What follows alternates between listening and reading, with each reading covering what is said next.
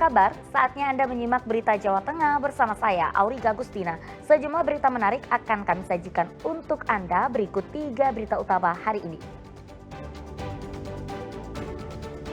Diduga terpeleset karena asik bermain ponsel, seorang pendaki tewas terjatuh ke jurang sedalam 200 meter di puncak Gunung Muria, Kabupaten Kudus.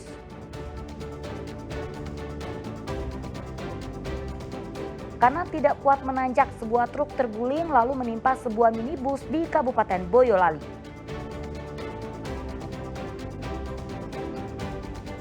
Kuota murid baru tingkat SD negeri di Kota Semarang belum terpenuhi.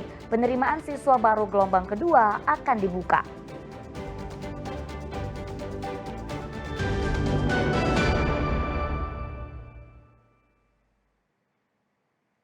Kita ke informasi pertama, seorang pendaki asal Kabupaten Kudus tewas terjatuh ke jurang sedalam 200 meter di puncak natas angin Gunung Muria di Kabupaten Kudus. Proses evakuasi korban berlangsung dramatis karena kondisi medan yang curam.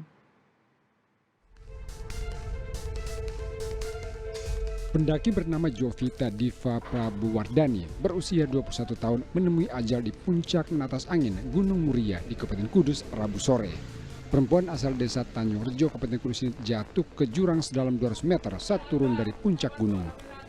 Korban bersama rekannya mendaki puncak Gunung Muria pada Rabu pagi dan tiba di puncak pada siang hari. Namun petaka datang saat korban dan temannya turun dari puncak. Diduga korban terpeleset karena bermain ponsel saat menuruni puncak gunung. Awalnya ini kan lagi main HP sama temen-temennya, itu kan katanya di belakang. Tahu jatuh temennya baru tahu kalau yang ngabarin kan yang di belakang yang lain-lain.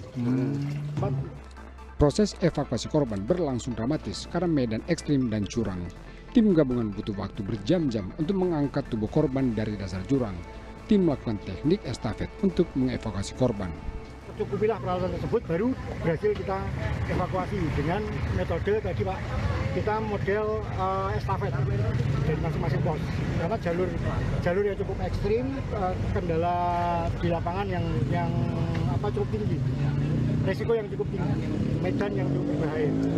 Itu berapa lama untuk evakuasi dari titik jatuhnya menuju ke bibir tebing itu kurang lebih kita proses 2-3 jam. Usai dievakuasi, jenazah korban dibawa ke Rumah Sakit Umum Daerah Lukmono Hadi Kudus untuk divisum sebelum diserahkan kepada pihak keluarga. Arif Nur melaporkan dari Kudus.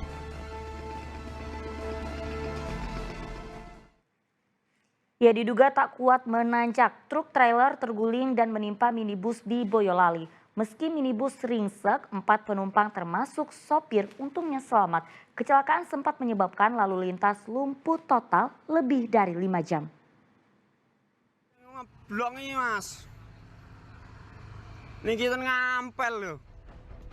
Minibus ini seketika ringsek setelah tertimpa bagian depan truk trailer yang membawa muatan kertas. Kecelakaan terjadi di Jalan Nasional Semarang Solo, Desa Tompak, Kecamatan Ampel, Boyolali pada Kamis pagi. Meski minibus dalam kondisi rusak parah, 3 penumpang dan 1 sopir selamat. Kecelakaan bermula saat truk trailer melewati jalan menanjak. Karena tak kuat menanjak, truk berjalan mundur sehingga terguling dan menimpa minibus yang ada di belakang truk. Awalnya kan saya di belakangnya truk ini, posisi di tanjakan. Nah, truknya itu kan nggak kuat nanjak. Nah, begitu aku mau ambil kanan, mau menghindari itu, tapi udah keduluan truknya itu munduri mobil saya. Polisi datang ke lokasi langsung olah TKP, termasuk memeriksa sopir truk. Sopir truk mengaku sebelum kecelakaan terjadi sebenarnya fungsi rem truk sudah bermasalah. Diduga truk tak kuat menanjak karena kelebihan muatan. Diduga truk pada saat kejadian ini tidak kuat menanjak, ya sebagaimana penjelasan dari driver yang sudah kita lakukan pemeriksaan awal. Awal dari jalur Salatiga itu sudah remnya sudah blong, anginnya katanya sudah habis. Pada saat nanjak tidak kuat. Nah, diduga truk ini mengalami kelebihan muatan atau odol, overdimensi overload, karena dari hasil identifikasi sementara angkutan barang ini kurang lebih mencapai 46 sampai 50 ton. Dan Hingga Kamis siang truk belum dievakuasi karena menunggu bantuan mobil derek. Lalu lintas di Jalan Semarang Solo sempat lumpuh total selama 5 jam karena badan truk melintang di tengah jalan. Yulianto melaporkan dari Boyolali. Ya, tumpukan sampah di tempat pengolahan sampah wilayah Kecamatan Ngawen, Klaten terbakar. Damkar masih menyelidiki penyebab kebakaran.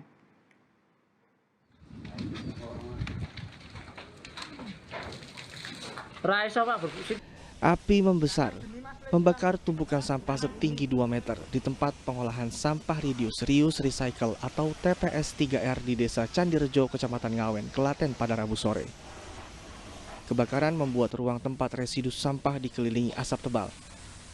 Damkar mengerahkan 2 unit mobil dan 15 personel ke lokasi kejadian. Dalam waktu 30 menit api dapat dipadamkan.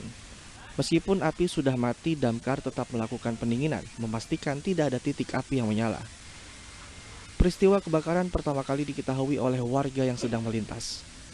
Kejadian itu lalu dilaporkan kepada pengelola TPS 3R dan damkar. Sebelum damkar tiba, pihak pengelola TPS 3R sebetulnya berusaha memadamkan api dengan alat seadanya, tetapi belum berhasil. Pulang dari sini ditelepon oleh teman pegawai kelurahan. Lalu terjadi kebakaran di TPS ini. Terus saya mencoba memadamkan dengan air seadanya, terus dibantu dari teman relawan desa untuk koordinasi sama damkar. Tapi nggak bisa padam sendiri tadi? Nggak bisa. Belum diketahui apa yang menyebabkan tumpukan sampah ini terbakar. Sampai lokasi kita melihat ada bara api dan kepulan asap itu di tumpukan sampah paling belakang dan paling depan di pinggir jalan raya. Untuk dugaan masih dalam proses penyelidikan. Luas area tumpukan sampah yang terbakar sekitar 120 meter persegi. Tidak ada korban karena ruang residu sampah dalam keadaan kosong saat terbakar. Krisna Agung melaporkan dari Klaten.